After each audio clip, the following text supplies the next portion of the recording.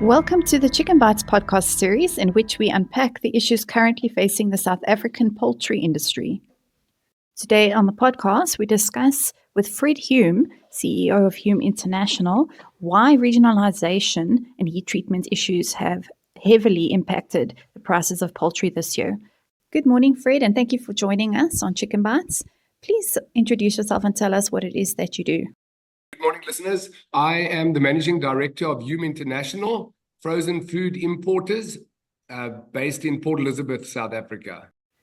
Fred, can you take us through what has transpired this year in terms of poultry pricing, and particularly MDM, which is mechanically deboned meat, and tell us what it is that has affected the spike in prices? Jenny, our belief certainly is that the fact that South Africa has not moved forward with regionalisation and heat treatment protocols has impacted enormously on the availability of mechanically deboned meat specifically, and also the price thereof. We used an example in a recent press release where we compared the price that our Filipino counterparts are paying for the same product, and it's roughly half of what South Africa is currently forced to pay. This is largely, as I said, a result of much higher phytosanitary requirements. We are not obviously lobbying, for a relaxation of phytosanitary rules that could threaten food security or safety in this country. But we are merely asking for a change in rules that will allow us to access a bigger pool of product, and which will be safe for consumption, and which would drastically reduce the price of this raw material or key ingredient in the manufacturing of processed meat products. How long do you think it would take to implement these regionalisation policies? Do you think it would take an extended period of time?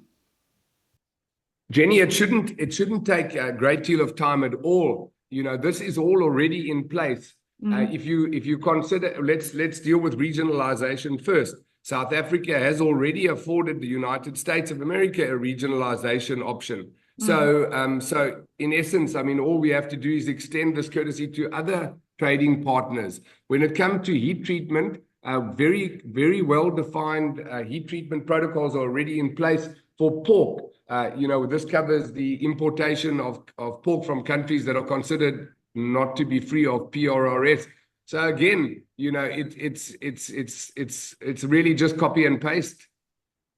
What role would AGOA, which is the African Growth and Opportunity Act, what role would AGOA play in the addressing of these issues, and how would they leverage South Africa to conform to more equitable trading practices?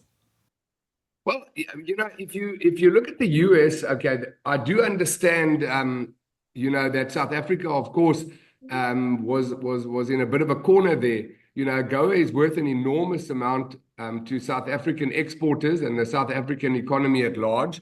And I believe that the US were able to leverage this position, to compel South Africa to accept a far more benign health certificate than is in place with other trading partners, and of course, regionalisation. Now, in the case of Brazil, which currently accounts for approximately 80% of imports of poultry, or the volumes of imported poultry imported into this country, I don't believe that there's a huge amount of bilateral trade, and possibly they don't have the same, shall I say, leverage or clout that the US does.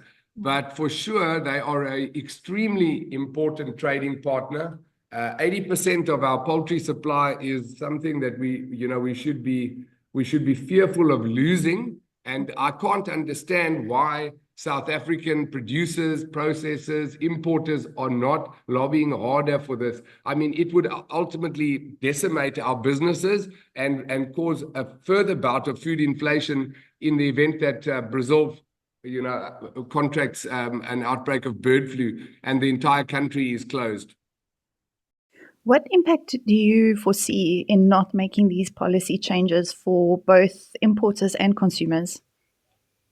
Well, if you consider that for mechanically deboned meat alone, South Africa is currently importing around 20,000 tons a month on average.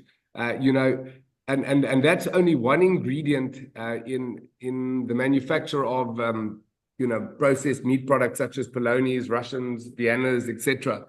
It would mean an enormous hole in our food supply. It would, of course, then force consumers to substitute their protein requirement. And this would, of course, then lead to a big run-up in prices of protein, far greater than we've seen before. So the consequences are almost too dire to contemplate. We need more dialogue. We need more communication. We need to be sitting around the table with border management, Department of Agriculture, Department of Trade and Industry. We need to consider policies that would benefit the greatest number of people, and we shouldn't be looking at promoting one group or segment of the economy over the population at large. And I think this is essentially what's happening at the moment. With protectionism that's been afforded the local poultry industry, we are not considering the impact and the cost this imposes on the population at large. And I think the more we can bring this to the public's attention, the more public outcry there will be, and this hopefully would motivate the legislators, to act in the best interests of the electorate. Fred, thank you once again for joining us today on ChickenBytes. It's been wonderful having you, and thank you for informing us and informing consumers on what is happening in the industry, what is affecting the price of chicken in South African homes. And thank you again for your time and for being here with us. I really look forward to chatting to you again. I enjoyed that tremendously. Thank you for the opportunity.